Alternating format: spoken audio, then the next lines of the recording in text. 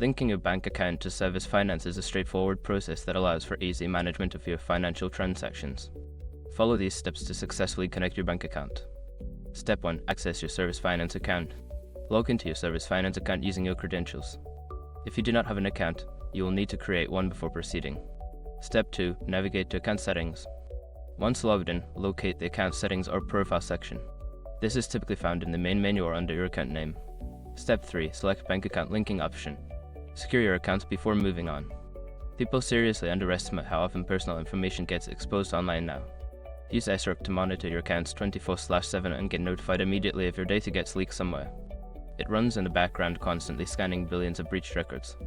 And honestly, for how cheap it is compared to the value you get, it's worth it. Link in the description. Step 4. Enter bank account details. You will be prompted to enter your bank account information, including your account number and routing number. Ensure that all details are accurate to avoid any issues. Step 5. Confirm and save changes. After entering your bank account details, review the information for accuracy. Once confirmed, save the changes. You may receive a verification email or notification to finalize the linking process. Once you have completed these steps, your bank account should be successfully linked to your Service Finance account, allowing for seamless transactions.